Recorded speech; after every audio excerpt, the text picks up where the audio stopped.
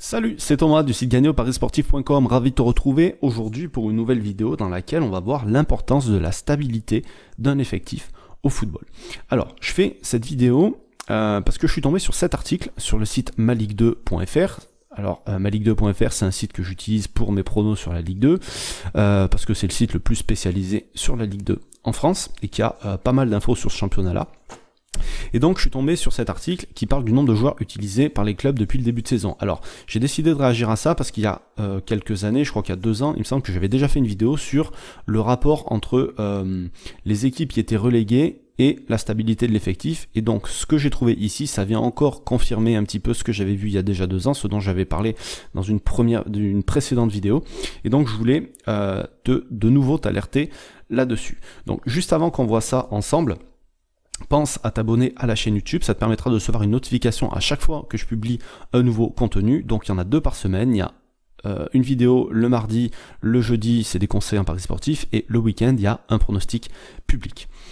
Donc, dans cet article publié sur maligue2.fr, on parle du nombre de joueurs utilisés par les clubs depuis le début de la saison. Il y a eu seulement 6 journées disputées en Ligue 2 et 2 tours de Coupe de la Ligue, et on peut déjà voir des très grosses disparités entre le nombre de joueurs utilisés par les différents entraîneurs dans chaque équipe. Alors ça peut être pour tout un tas de raisons, des blessures, des suspensions, des essais que veut faire l'entraîneur parce que ça marche pas d'une certaine manière, peu importe.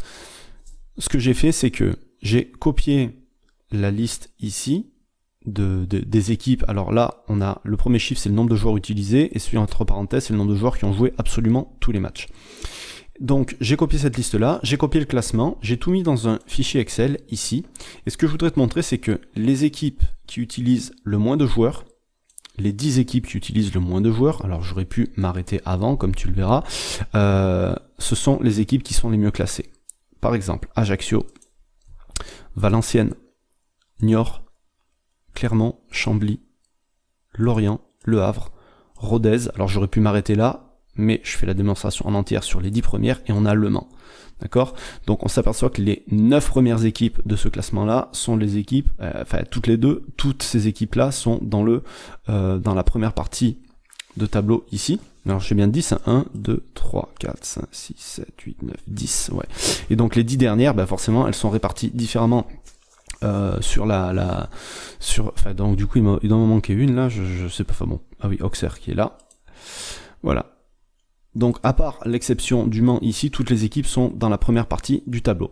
Alors, donc ça montre qu'il y a quand même un rapport entre l'effectif utilisé, le peu de rotation qu'on peut avoir dans un effectif, et les performances de l'équipe. Et en même temps, ça paraît logique. Pourquoi? Parce que quand on a tout le temps les mêmes joueurs sur le terrain, alors ça peut être soit parce qu'on n'a pas de banc et on fait toujours jouer les mêmes joueurs, c'est peut-être le cas du Mans, et donc ce qui explique qu'ils sont là, parce que le niveau, vu que c'est un promu, est pas forcément là où il devrait être.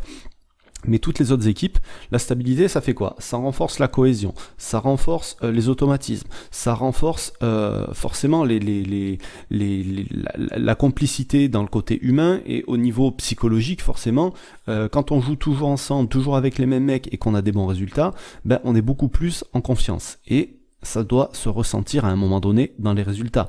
Et contrairement à ça, les équipes qui utilisent beaucoup de joueurs, ça peut être pour tout un tas de raisons. Ça peut être parce qu'il y a des blessés, mais s'il y a des blessés, c'est peut-être qu'il y a une mauvaise préparation physique, c'est peut-être que au niveau mental, il y a aussi un problème dans l'équipe. Ça peut être parce qu'il y a des problèmes de discipline, comme le Paris FC qui a pris, je sais pas, une quantité de cartons rouges énorme depuis le début de la saison. Donc forcément, tu peux pas jouer d'une semaine sur l'autre avec les mêmes joueurs si tu as toujours des mecs qui sont suspendus, etc., etc. Tu prends Caen qui vient d'être relégué et qui a des gros problèmes d'efficacité, qui n'arrive pas à marquer des buts, donc forcément ils essayent toujours des nouvelles choses, mais ça paye pas forcément. Et donc tout ça, en fait ça paraît être du bon sens, mais on pense pas forcément à le regarder, et c'est pour ça que je voulais te le mettre en avant aujourd'hui, c'est pour ça que je voulais te le montrer.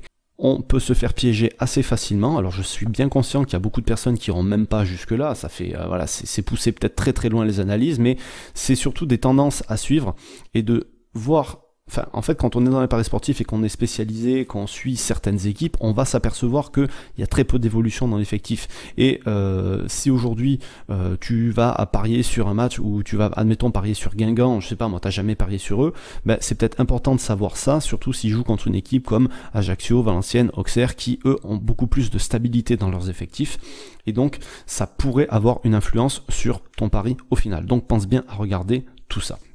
Voilà ce que je voulais te montrer aujourd'hui. Juste avant de partir, pense que tu peux récupérer un pack de fichiers dans lequel tu auras tous les outils que j'utilise dans mes paris sportifs. C'est gratuit. C'est juste en dessous de cette vidéo. Tu as un lien. Il suffit de cliquer, de rentrer ton mail et tu pourras télécharger ça juste derrière. Nous, on se retrouve tous les mardis, tous les jeudis pour un conseil en paris sportif et le week-end pour un pronostic. Sur ce, je te laisse. Je te souhaite plein de réussite dans tes paris. Je te dis bientôt. Salut.